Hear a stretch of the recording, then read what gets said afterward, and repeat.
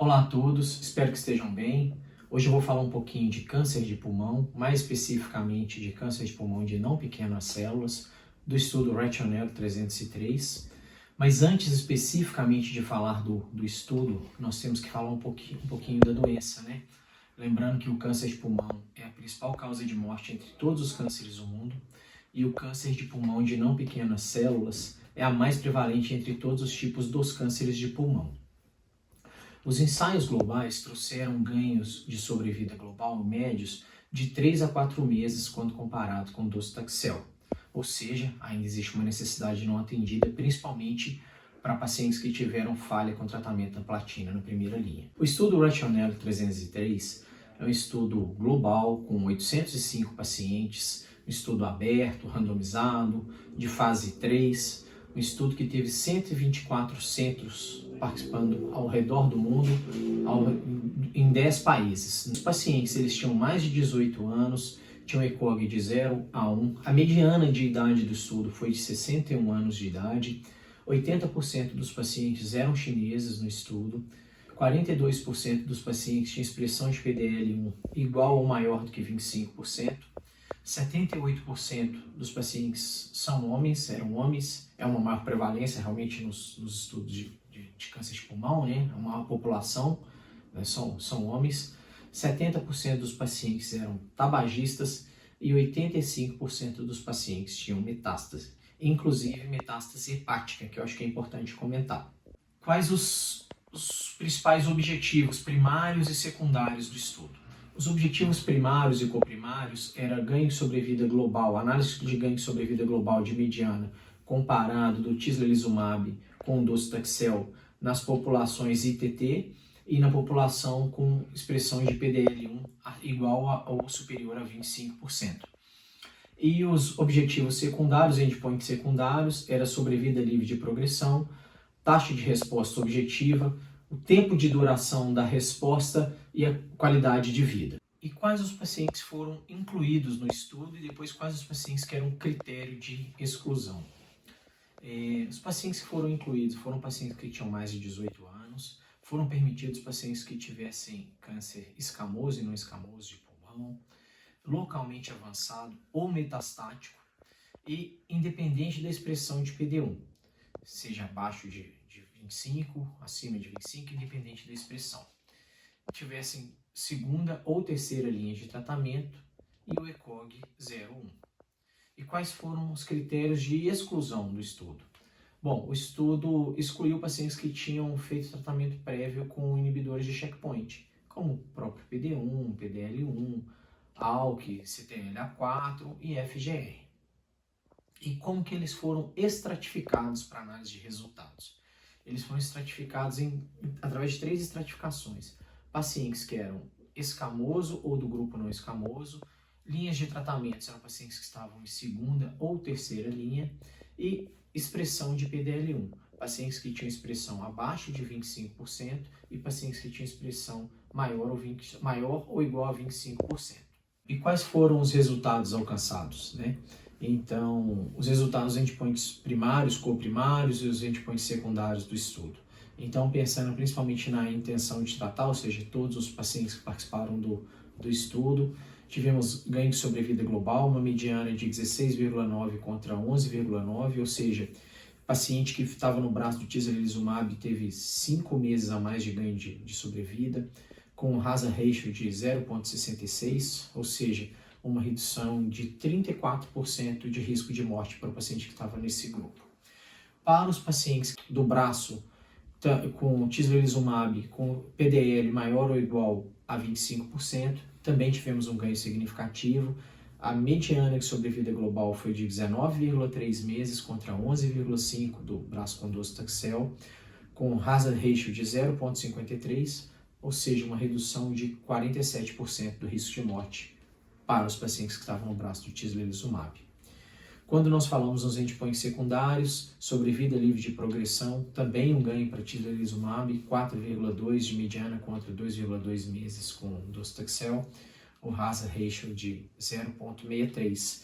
E lembrando, também foram feitas análises com 12 e com 24 meses, no acompanhamento do estudo, e ambas com ganho também para o tislelizumab.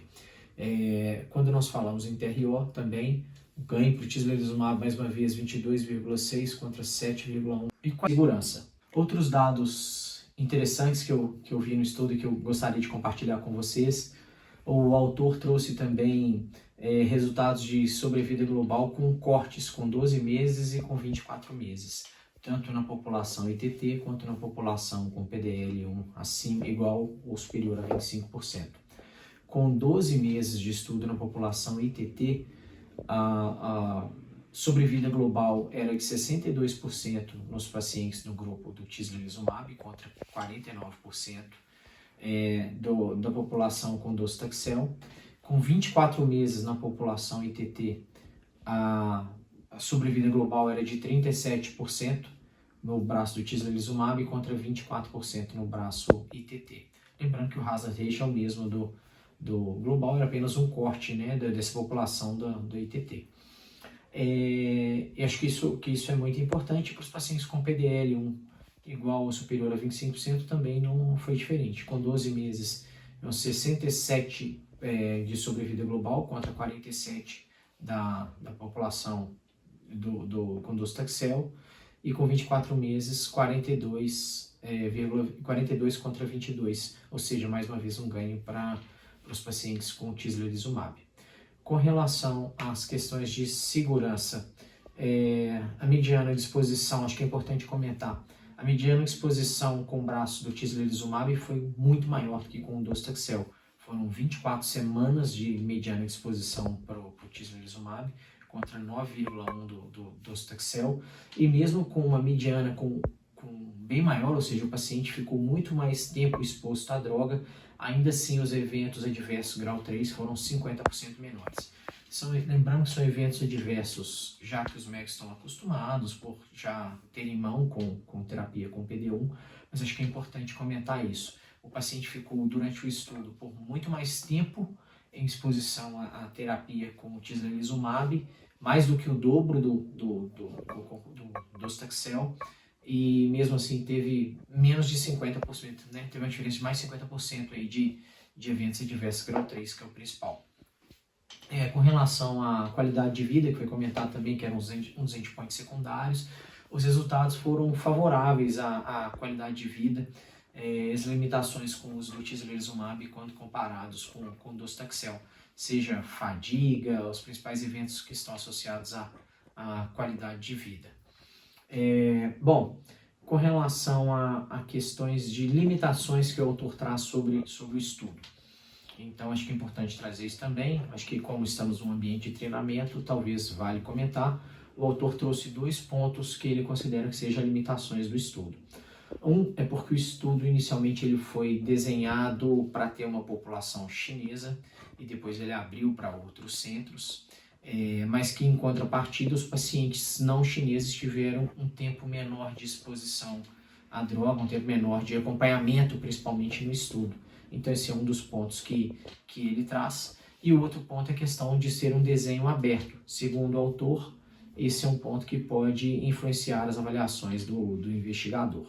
Alguns dados exploratórios que eu li também no estudo gostaria de trazer para vocês. Acho que é importante, falando um pouquinho da mutação NOTC4. Então, eram aproximadamente 12% dos pacientes no estudo global, e o ganho de sobrevida global foi bastante significativo com essa população.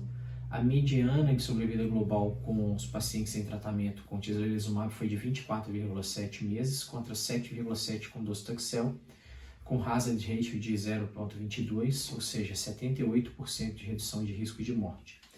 E serve também para os pacientes, os benefícios também foi observado em menor proporção para os pacientes que tinham a mutação NOT4 selvagem.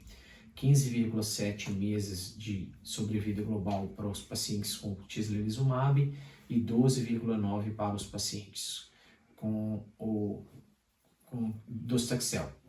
Outro ponto muito importante trago pelo autor é que ele considera que a baixa ligação, a mínima ligação do receptor Fc-gama ao macrófago pode estar associada a redução das taxas de hiperprogressão da doença, no caso com tratamento com tislelizumab.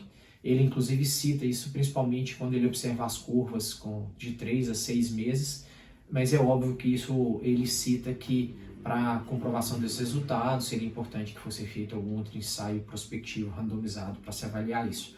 Mas são dados importantes que eu gostaria de compartilhar com vocês. Então, resumindo o estudo Rationale 303, foi um estudo que sim, ele comprovadamente, com significância estatística, ele trouxe benefícios de ganho de segurança e eficácia. Foi um estudo desenhado, como eu comentei, em 124 centros por 10 países. Então, apesar de ser uma população bastante difícil de tratar, como mencionado também no resumo falado anteriormente, o estudo trouxe sim ganho significativo, tanto de segurança quanto de eficácia. Muito obrigado.